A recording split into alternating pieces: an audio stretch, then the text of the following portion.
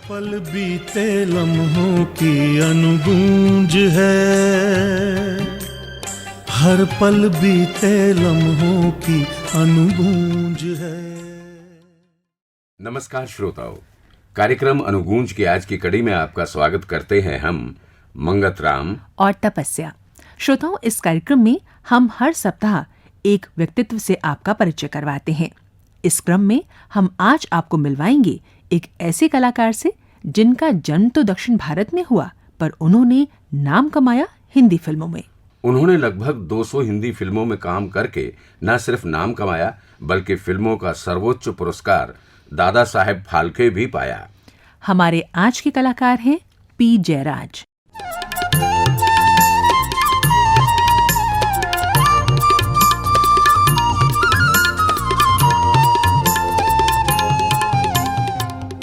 अट्ठाईस सितंबर 1909 को करीमनगर हैदराबाद में जन्मे पी जयराज का वास्तविक नाम है पेडीपति जयराजुलू नायडू। इनके पिता हैदराबाद के निजाम के यहाँ काम करते थे और पी जयराज 3 भाइयों में सबसे छोटे थे। वो सरोजनी नायडू के भांजे थे। पी जयराज की आरंभिक शिक्षा ऋषि वैली स्कूल से हुई और उन्होंने निजाम कॉलेज से विज्ञान में स्नातक की पढ़ाई करने के लिए प्रवेश लिया। कॉलेज में पढ़ते हुए उन्होंने थिएटर में रुचि ली और नाटकों में अभिनय करना आरंभ किया। जब उनकी आयु 19 वर्ष की थी तो उनके पिता और फिर माता का देहांत हो गया। अपनी पढ़ाई अधूरी छोड़कर जयराज नौकरी की तलाश में बंबई आ गए। अच्छी कदकाठी और सौम्य व्यक्तित्व वाले पी जयराज को फिल्मों में काम कैसे मिला, बता रहे हैं जयराज। मैं बंबई इसलिए आया कि मुझे समंदर से बहुत प्यार था बचपन से, तो मैंने सोचा कि भाई यहाँ कुछ भी और भी नौकरी कर लूँगा। और मैंने बीएससी पूरी नहीं की, ग्रेजुएट नहीं बना मैं। और उस ज़माने में मेरे बड़े अच्छे दोस्त थे, जैसे एक नूह अब्बासी थे, डॉक्टर अंसारी के नेहरू, और मेरी जो मामी थी सरोजनी नायडू। तो हैदराबाद जब उनका मकान जो था गोल्डन थ्रेशोल्ड उसका नाम था, हैदराबाद के सोशल सर्कल वहाँ सब आके बैठा करते थे, शायर होते थे, बहुत से इस किस्म के लोग आते थे। खैर बचपन में मुझे इन लोगों से मिलने का इत्तेफाक हुआ। खैर मैं बंबई आ गया और नौकरी ढूंढने लगा। तो मेरा एक दोस्त डिस्ट्रीब्यूशन ऑफिस में काम करता था, तो महावीर फोटो प्लेस उसका नाम था। नासिक में जो पिक्चरें बनती थी उसकी डिस्ट्रीब्यूशन यहाँ होती थी। उस ज़माने में साइलेंट फिल्में होती थी। तो कहने लगा, जय तू यहाँ क्या कर रहा है? मैंने कहा, यार मैं घर तो छोड़ दिया हूँ, बम्बई आया हूँ, कुछ काम करूँगा। तो फिल्म में काम करेगा? मैंने कहा, क्यों नहीं, काम ही जो करना है तो मैं करूँगा। तो वो मुझे लेके गए, बड़े बुजुर्ग थे और मराठी के बड़े अच्छे राइटर थे जिनका नाम है मामा वरेरकर। उन्होंने मुझे ऊपर नीचे देखा और कहने लगा कि भाई फिल्म में काम करो। मैंने कहा, करूँगा साहब। तो उनका एक नज़रिया ऐसा था कि एक ज़माने में जहाँ पे फिल्म की जो मीडियम है इतना पावरफुल होगा और यहाँ पढ़े लिखे आए तो इसकी तरक्की होगी और इज्जत तो मिलेगी, क्योंकि उस ज़माने में स्टेज और फिल्म में काम करने वाले बहुत बदनाम थे। बुरे नहीं थे, बद अच्छा बदनाम बुरा, वो हालत थी हमारी। खैर साहब, तो मैंने काम शुरू की और मुझे 35 रुपये माहवार तनख्वाह पे रखा उन्होंने और काम मैंने शुरू की। तो पहली पिक्चर मेरी हीरो के हैसियत से जो बनी थी उसका नाम था रसीली रानी। तो उसमें हीरोइन थी माधुरी। तो काम किया मैंने और पिक्चर चली। पी जयराज को अपने मित्र रंगैया की मदद से फिल्मों में काम तो मिल गया, मगर उन्हें मुख्य अभिनेता के स्टंट दृश्य भी करने पड़े। ये फिल्म थी 1929 में आई जगमगाती जवानी। फिर 1930 में आई फिल्म रसीली रानी में उन्हें अभिनेत्री माधुरी के साथ नायक का पात्र मिला। इस फिल्म की सफलता ने जयराज को नायक बना दिया। जयराज ने माधुरी और जेबुनिसा अभिनेत्रियों के साथ कई फिल्में की। उस समय ये फिल्में मूक हुआ करती थीं। 1929 से 1931 के 3 सालों में जयराज ने 11 मूक फिल्मों में अभिनय किया, जिनमें प्रमुख हैं ट्रायंगल ऑफ लव, मातृभूमि, महासागर मोती, माई हीरो, ऑल फॉर लवर आदि। 1932 में आई फिल्म शिकारी उनकी पहली बोलती फिल्म थी। इस फिल्म में उन्होंने शेर चीतों के साथ काम किया। हैदराबाद से होने के कारण उन्हें हिंदी उर्दू संवाद बोलने में भी कठिनाई नहीं हुई। उन्होंने ऊंची कदकाठी होने के कारण अनेक राजाओं के तलवारबाजी वाले चरित्र भी सफलतापूर्वक निभाए। अपने उन तलवारबाजी वाले चरित्रों के बारे में उन्होंने बताया था, हमारे जमाने में जिसको हम स्टंट पिक्चर कहा करते थे, आज एक्शन पिक्चर कहते हैं उसे। ये समझने की जरूरत है। रूप नहीं, रूप तो वही है, काम वही है। सिर्फ हम घोड़े पे बैठ के तलवार चलाते थे, आज जीप के ऊपर बैठ के मशीन गन चलाते हैं। फर्क इतना नहीं आप। तो इसको उसको यानी इज्जत से एक्शन फिल्म कहा करते थे, हमारे जमाने में इसको स्टंट फिल्म कहते थे। तो उस जमाने में हमारी इज्जत भी तो बहुत कम थी, तो उसे स्टंट फिल्म और स्टंट हीरो कहा करते थे। लेकिन मेरी खुशकिस्मती है कि मेरी जिंदगी में मैंने सिर्फ एक्शन फिल्म ही नहीं की। देखिए, अब्बास साहब के साथ मैंने 3 फिल्में की, सोशल फिल्में, नई दुनिया, नई कहानी, नया तराना, सोशल कंटेंट। फिर मैंने देवकी बाबू के साथ भी काम किया सोशल फिल्मों में। अब्बास साहब की परदेसी में भी मैं था और रूस जाने का इत्तेफाक हुआ, और उसके बाद उनके पन्ना में भी मैंने काम किया। मैंने सोशल पिक्चरों में भी काम करता रहा, ये नहीं कि नहीं, हर किस्म के। 1930 से लेकर 1950 के दशक तक जयराज हिंदी सिनेमा में छाए हुए थे। उन्होंने अनेक अभिनेत्रियों जैसे मेहताब, देविका रानी, लीला चिटनिस, नूरजहां, नरगिस, सुरैया आदि के साथ सफल फिल्में दी। उन्होंने ऐतिहासिक चरित्रों अमर सिंह राठौर, शाहजहां, टीपू सुल्तान, पृथ्वीराज चौहान, महाराणा प्रताप आदि को अपने अभिनय से जीवंत किया। शशि पुन्नू, हातम ताई, चंद्रशेखर आजाद, शहीद भगत सिंह आदि फिल्मों में किया गया उनका अभिनय यादगार अभिनय है। जयराज ने अभिनय के बाद फिल्म निर्माण और निर्देशन में भी हाथ आजमाया। 1951 में उन्होंने नरगिस, दिलीप कुमार और भारत भूषण को लेकर फिल्म सागर का निर्माण और निर्देशन किया, मगर ये फिल्म सफल नहीं हुई। वो अभिनेता से निर्माता और निर्देशक क्यों बने, बता रहे हैं पी जयराज। मैं सिर्फ एक्टर ही नहीं रहा, यानी फिल्म बनाने के हर डिपार्टमेंट में मेरा ताल्लुक रहा।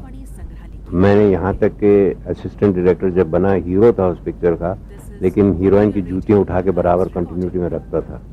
एडिटर भी बना मैंने, फोटोग्राफर भी बना, और स्क्रीन प्ले, इन चीज़ों में भी मैं ज़्यादा मेरी दिलचस्पी रही। तो करते करते ख्याल आया कि भाई जब इतना कुछ सीखा, और होता है कि एक्टर के बाद क्या है, डायरेक्टर, और डायरेक्टर के बाद क्या होता है, प्रोड्यूसर।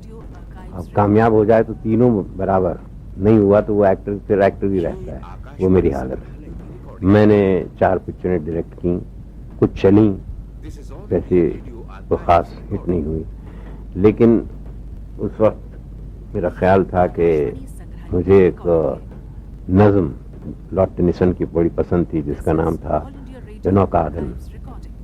उस तस्वीर को मैंने प्रोड्यूसर डायरेक्ट की। उसमें नरगिस हीरोइन थी, भारत भूषण हीरो थे, और मैं साइड हीरो था। वो पिक्चर चली नहीं, लेकिन उस पिक्चर से मुझे इज्जत बहुत मिली, क्योंकि मैंने वो पिक्चर फॉरेन डायरेक्टर्स को दिखाया। पी जयराज की निर्देशित अन्य फिल्में हैं प्रतिमा, राजघर और मोहर। 1960 के दशक से पी जयराज चरित्र भूमिकाएं निभाने लगे। ऐसा उन्होंने क्यों किया, बता रहे हैं जयराज। मैं अक्सर लोगों से कहता हूं कि भाई यहाँ देखो, मैं दुकान खोल के बैठा हूं, जहाँ नमक, मिर्च, शक्कर, हल्दी सब कुछ मिलता है, लेकिन ग्राहक नहीं आ रहा। तो होता क्या है कि मैं किसी के यहाँ जाता नहीं हूँ काम के लिए। अगर वो आ जाए तो आज भी मैं काम करने के लिए तैयार हूँ, और कर भी रहा हूँ। मेरे हिसाब से वक्त कम है और काम इतना ज्यादा है कि फुर्सत नहीं। पी जयराज ने 1960 के दशक में बहारों के सपने, नीलकमल, जीवन मृत्यु जैसी फिल्मों में, 1970 के दशक में सूरज और चंदा, चोर चोर, शोले, धर्मात्मा, चरस, मुकद्दर का सिकंदर, डॉन, और 1980 के दशक में क्रांति, अर्धसत्य, मासूम, खून भरी मांग आदि फिल्मों में चरित्र भूमिकाएं निभाईं। पी जयराज ने इसके अतिरिक्त 3 अंतर्राष्ट्रीय फिल्मों परदेसी, माया और 9 Hours to रामा में भी काम किया। जब फिल्मों में उनका काम कम हो गया तो पी जयराज ने अपने शौक की तरफ ध्यान देना आरंभ किया। क्या थे वो शौक, बता रहे हैं पी जयराज। पढ़ने का शौक तो मुझे बचपन से था, तो किताबें पढ़ता था, समझ में नहीं आती थी मुझे, पढ़ने का शौक जरूर था। तो अब अरसे के बाद जब मैं वही किताबें खरीदता हूँ और पढ़ता हूँ, थोड़ी बहुत मुझे समझ में आती है कि वालिद साहब क्या पढ़ते थे। और मेरे ख़ास सब्जेक्ट्स जो है उसको अंग्रेजी में कहते हैं मेटाफिजिक्स, ऑकल्ट। मैं रिलीजन की जितनी किताबें थी सब पढ़ चुका हूँ, जितने रिलीजन से स्टडी कर चुका हूँ, और जो मुझे अच्छा लगा वो मुझे याद है। और उसके बावजूद मेरे यानी भाई थे, मामू के बेटे थे, डॉक्टर जयसूर्या, वो जर्मनी से वापस आए थे, वो बड़े मशहूर होम्योपैथ थे। तो उन्होंने कहा कि जय तो होम्योपैथी क्यों नहीं सीख लेता है। मैंने कहा भाई मुझे बदन बनाने का शौक रहा, ग़िज़ा वगैरह ये तो मैं सेहत के हिसाब से मैं ख्याल रखता हूँ, लेकिन वो कहने लगी ये सीख ले, ये अच्छी चीज़ है। तो मैंने कहा देखिए, बाबा कहते थे हम उनको। मैंने कहा कि देखो मैं एक्टर हूँ, डॉक्टर तो नहीं हूँ। खैर, तो फिर मुझे एक शिकायत हुई जिसको स्पॉन्डिलाइटिस कहते हैं। तो यहाँ हमारे एक मरहूम दोस्त थे राज मेहरा, उनके यहाँ मुझे जॉनी वॉकर भेजा। कहले भैया तुम गर्दन अकड़ के क्यों चल रहे हो? बोले अकड़ नहीं भाई, गर्दन ऐसी हो गई है। बोले गर्दन के डॉक्टर के यहाँ चले जाओ। मैंने कहा कौन है? राज मेहरा है। तो कहले बंधु क्या हाल है? मैंने कहा ऐसी सी बात है, आप यकीन नहीं करेंगे, उन्होंने 4 नुस्खे दिए सुबह शाम। 2 दिन के बाद मैं उनको टेलीफोन पे कहना भूल गया कि भाई मेरी मुझे आराम हुआ। तो वो खुद फोन करे, क्यों भाई भूल गए, दर्द नहीं है ना? मैंने कहा नहीं है। उस दिन से फिर मैंने होम्योपैथी पढ़ना शुरू किया। कभी कभी इंसान मायूस हो जाता है तो सोचता है कि भाई सब कुछ तो मैं ठीक कर रहा हूँ, कुछ नहीं हो रहा है, क्या ऊपर वाले की मर्जी नहीं है? ऐसे कुछ यानी ऐसे वक्त के ऊपर तो एक शौक और पैदा हो गया मुझे, वो था नजूमी, जिसको एस्ट्रोलॉजी कहते हैं, इल्म नजूम। तो बस वो एक मेरा है। और कुछ पेंटिंग भी कर लेता हूँ, कुछ लिख भी लेता हूँ, तो इसमें मेरा वक्त सर्फ हो जाता है। 86 से मैंने बंद कर दी, उससे पहले 38 साल मैंने शोज़ किए फिल्म इंडस्ट्री के लिए। और शोज़ इसलिए किए कि जो पैसे हम कमाते थे, आधे पैसे हमारे करीब आर्टिस्ट के लिए और आधे पैसे जो है यानी orthopaedic hospitals, war widows, army navy, इन लोगों के लिए वो पैसे देते थे। ये चैरिटी का काम मैं करता रहा, क्योंकि वही हमारी कमाई थी कि किसी के चेहरे पे थोड़ी सी मुस्कुराहट आ जाए, वही हमारी कमाई। पी जयराज ने 2 टीवी धारावाहिकों ताना बाना और कथा सागर का निर्देशन भी किया। पी जयराज ने फिल्मफेयर पुरस्कार की स्थापना में भी भूमिका निभाई थी। 1980 में जयराज को हिंदी सिनेमा में उनके योगदान के लिए फिल्मों का सर्वोच्च सम्मान दादा साहब फाल्के दिया गया। इस सम्मान के बारे में बताते हुए पी जयराज ने कहा था, देखिए मेरी आदत है जहाँ पुरानी किताबें बिकती हैं वहाँ अक्सर मैं घूमता रहता हूँ। तो खैर साहब मैं घूमता रहा, और जहाँ जहाँ मैं जाता था, जिनके यहाँ मैं अक्सर जाता था, उनके यहाँ टेलीफोन आया कि भाई अगर जय होगा तो बोलना उसको घर फोन करे। मैंने कहा कि घर फोन करो तो कोई बीमार जरूर होगा, ये मेरा पहला ख्याल आया। फिर मैं पहुंचा, बोले भाई घर से 3-4 मतलब फोन आया, तुम फोन नहीं किया। मैंने कहा मुझे क्या मालूम भाई। तो उन्होंने कहा कि फोन ऐसा आया था तो तुम फोन करो। मैंने फोन किया।